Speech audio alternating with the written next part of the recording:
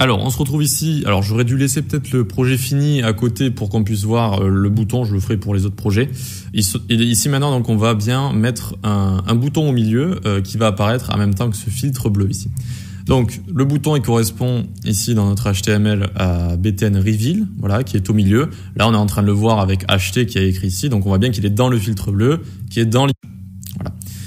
Ici, image 1, on lui a mis cette classe parce que plus tard, pour les autres classes, elles auront, pour les autres cartes, elles auront la classe image 2, image 3, etc. Histoire de différencier les photos, tout simplement. Très bien, donc on vient ici, .btn reveal. Alors pour les boutons, il y a toujours pas mal de propriétés parce qu'il y a pas mal de choses à faire pour créer un beau bouton en général. Donc width, on va lui mettre 100 pixels. Hauteur, on va lui mettre 40 pixels. Background, on va lui mettre F1, F1, F1. Voilà, donc ça rien de bien compliqué. Ensuite, donc, on vient en dessous, on va lui mettre le border radius. Je lui dis toujours un peu arrondir les angles histoire que ce soit plus joli. Display flex. Alors, on utilise Flexbox même avec un bouton. Pourquoi? Alors, vous voyez, il est ici le bouton. Hein. Quand vous survolez, vous le voyez apparaître. D'accord, le blanc. Pourquoi on utilise Flexbox dans un bouton? Dès que vous avez du contenu, en fait, vous pouvez utiliser Flexbox dès que vous avez une div avec du contenu dedans. Donc, pour le placer bien sur X, bien sur Y et parfaitement être au milieu.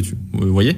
Avant, on faisait ça avec des line 8, avec des techniques un peu position absolute, etc. Ça fonctionne, mais c'est un petit peu plus embêtant que de faire juste ici Display Flex, Justify Content Center, Align Item Center et hop, regardez. Notre contenu est parfaitement au milieu de notre contenant, d'accord? Donc, notre conteneur ici, son contenu, il est vraiment parfaitement au milieu avec juste ces trois propriétés. Je vous les conseille vraiment d'utiliser tout ça à chaque fois avec un bouton, c'est super. Ensuite, donc, color, on va lui mettre le RGB 118, donc la même couleur qu'on avait là-bas. Ah, j'ai cliqué sur la couleur, mais je voulais pas mettre le A ici. Voilà, juste le RGB avec la couleur pour que le texte soit de la même couleur que le filtre, pour que ça fasse un petit rappel sympa. Ensuite, on lui met une position absolute et là, on a envie de le centrer au milieu de ce filtre-là, d'accord? Au milieu du conteneur, au filtre bleu. Donc, pour ce faire, position absolute, top, on le décale de 50%, left, on le décale de 50%, mais là, ça le centre pas parfaitement, d'accord? Donc, c'est décalé, décalé. Maintenant, il va falloir décaler de moins 50% sur sa longueur sur X, moins 50% de sa hauteur sur Y, et là, ce sera parfaitement placé. Donc, pour ce faire, transform, translate, moins 50% de sa hauteur, de sa largeur d'abord sur X, donc d'abord c'est X, puis moins 50% de la hauteur sur Y, et là, tadam, c'est parfaitement placé au milieu de notre conteneur ici. Voilà. On le fait démarrer ensuite pour terminer à opacity 0. On n'a pas envie de le voir au début, d'accord? Seulement quand on va le reveal. Donc on vient ici pour voir point filtre bleu de point ouvert. Donc quand on va survoler le filtre bleu, alors notre BTN reveal va prendre opacity 1 ici. Tac. Voyons voir. Hop. Vous voyez qu'il apparaît. Il n'y a pas de transition en fait. Il apparaît directement, mais je trouve pas ça choquant. Je trouve que ça le fait. À la limite, on va lui mettre la même transition qu'on avait au-dessus, voire un petit peu plus rapide. Regardez. Donc, on prend la transition, on la met ici. Ce sera l'opacité juste qui va changer. Donc, opacity. Et on va le faire assez rapide, du genre 0,2 secondes. Hop. Voilà, c'est pas mal comme ça. Voilà. C'est un petit peu mieux. OK? Donc pourquoi on spécifie aux transitions ici quelle propriété on a envie de transitionner entre guillemets? Eh bien parce que si on peut mettre all ici, ça va fonctionner, ça va prendre toutes les propriétés en fait. Mais du coup all ça prend toutes les propriétés et ça baisse un petit peu votre site en performance parce que ça pèse un petit peu plus lourd. Bon, si vraiment vous avez des dizaines et des dizaines voire des centaines de transitions, mais quand même prenez l'habitude, si vous avez juste une propriété à changer, vous lui mettez opacity, du coup voilà la propriété en question. Et c'est mieux comme ça, niveau performance. Voilà. Donc ensuite, on va s'occuper du titre juste en dessous. Point titre prix, on lui met un padding partout, en haut, en bas, à droite, à gauche, de 10 pixels. On lui fait prendre bien 100% de la largeur. Hop, et on va le display flex. Alors, display flex, comme ça. Nickel. Donc, on a bien notre titre prix ici, c'est ce qui contient Adidas Originals, comme ça, et le prix. D'accord? Donc, si on revient ici, on voit bien que titre prix ici, dedans il y a le titre et notre prix ici. Donc là on a display flex, ça les a bien mis les uns à la suite des autres. C'est ce que ça fait display flex de base. Ça les transforme en flex item, donc on peut utiliser plein de propriétés avec et notamment ça les met les uns à la suite des autres comme ça. Ok, pour ça, on voit qu'on a mis le petit padding sympa aussi qui fait que ça va pas coller au bord et que c'est un petit peu mieux comme ça quand même. On y va pour le titre. Titre carte, hop. Comme d'hab, je vais lui mettre display flex et lui juste align item center comme ça, juste pour le centrer sur Y, d'accord? J'ai pas envie de le centrer sur X parce que j'ai cet autre élément qui est juste à côté, d'accord? Donc je vous avais parlé à chaque fois qu'on a du contenu, comme avec le bouton pour bien centrer. Là, align item, c'est juste pour le centrer de haut en bas, d'accord? Donc sur l'axe Y. On enlève la marge parce que de base, les titres ont une grosse marge et c'est en général aussi les débutants se perdent un peu là-dessus. Regardez, si je l'enlève pas, je fais clic droit inspecter, tac, ma console va s'ouvrir. Alors, elle s'est ouverte ici. Normalement, votre console, elle va s'ouvrir en bas, hein, mais vous pouvez la détacher avec les 3 boutons ici et la détacher là. Bref, ici, regardez notre titre de base, le orange que vous voyez en haut et en bas, c'est le margin. Et c'est vrai que de base, on peut se dire, dis donc, il est vachement éloigné mon titre de mon contenu. Qu'est-ce qui se passe? Ben, je vous le dis, c'est le margin de base des titres. Donc, vous pouvez l'enlever ici en faisant margin 0 par exemple, ou le modifier également. Hop, vous voyez qu'il y a moins d'espace. Donc, ensuite, le titre en lui-même, donc le texte du titre, on lui fait prendre 80% de l'espace. Voilà.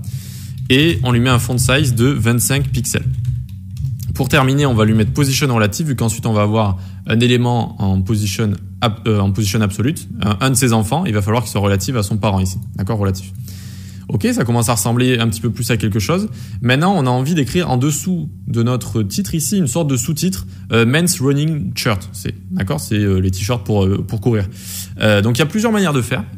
On aurait pu écrire un texte en dessous ici, mais c'est un petit peu plus embêtant. Moi, je vais vous montrer une petite technique assez sympa avec un pseudo-élément after. Donc on vient ici faire point titre carte 2 points after. Alors les pseudo-éléments d'abord. Juste avant de faire. Qu'est-ce que c'est un pseudo-élément? On peut en créer deux, soit un before, soit un after. Ça veut dire évidemment soit avant notre élément, soit après notre élément. D'accord? Un pseudo-élément, il faut tout le temps lui mettre la propriété content, même si on lui met pas de contenu, on lui met un contenu vide comme ça, et pour que ça le crée tout simplement, d'accord? Pour que le pseudo-élément soit créé. Ensuite, dedans ici, là, on va rajouter du texte, nous. Men's running shirt. Hop, comme ça. Shirt, je sais pas comment le prononcer en anglais. Bref, du coup, ça a bien mis un after, vous voyez, après notre élément, ça a mis men's running shirt ici. Si on fait clic droit inspecter sur notre titre ici, alors on le déroule là, et on voit bien qu'on a un élément after. Et à noter qu'il n'est pas après notre titre H2, mais il est dedans. Vous voyez que ça l'a positionné après, mais à l'intérieur. C'est ça qu'il faut comprendre. Le contenu est là, after. Ok, hop. Maintenant qu'on a le content, eh bien, il va falloir le styliser. Font weight, on va lui mettre 100, histoire que vraiment il soit pas en gras comme ça, déjà. Ensuite, on le rapt ici. Hop, 14 pixels. Tac, nickel. Ensuite, on lui met position absolute par rapport à la position relative de son parent. Du coup, il est sorti du flux, mais il est mis relativement à son parent. Donc, il est sous notre parent ici. Vous voyez? Enfin, ça se voit un petit peu, ça fait du gribouillis là. Chez vous, vous devez le voir bien normalement. Et maintenant, on n'a plus qu'à le décaler du top par rapport à son parent, histoire que ça vienne en sous-titre, juste en dessous. Et donc, vous êtes prêts? Hop, top 45 pixels, je dis n'importe quoi. Et c'est bon, on a bien un sous-titre assez sympa avec du coup voilà du font weight et une font size spéciale. Ça vient juste en dessous, c'est parfait, c'est assez sympa. On le fait avec donc le pseudo-élément after ici. On vient le créer, on vient lui mettre du contenu et on vient le positionner par rapport à son parent ici, tout simplement. Voilà. Petite technique que vous connaissiez peut-être pas. Habituez-vous à utiliser ces pseudo-éléments. On peut faire des choses assez sympas avec. Allez, maintenant on attaque le prix juste à côté. Donc lui, il a une width de 20%, vu que le titre à côté, il a 80%. Pour que ça fasse 100%, hein, je vous fais pas l'affront de faire le calcul.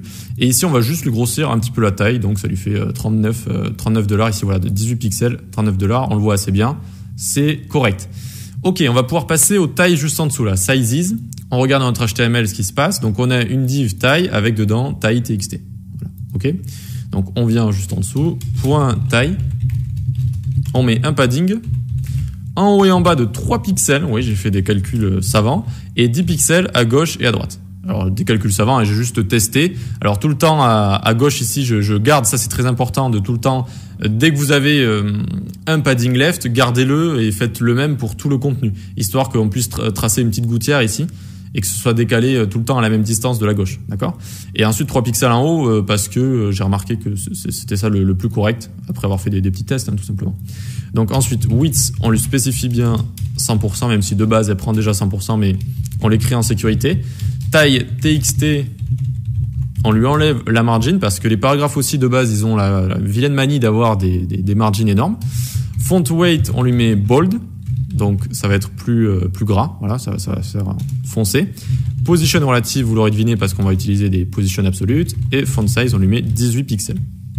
Hop, font size 18 pixels.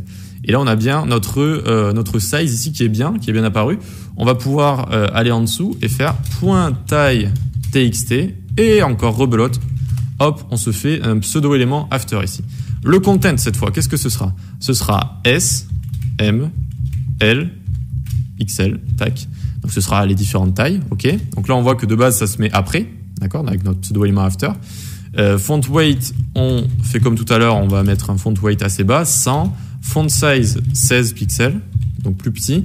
Position absolute qui va être relative à son parent. On le décale du top de 20 pixels pour que ça vienne en dessous, hein, tout simplement. Et on le met bien à left 0 ici. Donc on a bien réussi à mettre notre pseudo-élément after ici, avec ce contenu-là, juste en dessous. On l'a bien stylisé, on l'a bien positionné.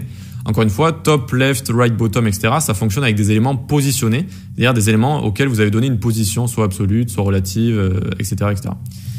Ok pour ça. Allez, ensuite on va attaquer notre dernière partie, colors ici. Ah, je vois que ça fait déjà 11 minutes. On le fait à la prochaine vidéo, d'accord? Sinon, les vidéos trop longues, ça donne pas envie de les regarder. Allez, à tout de suite.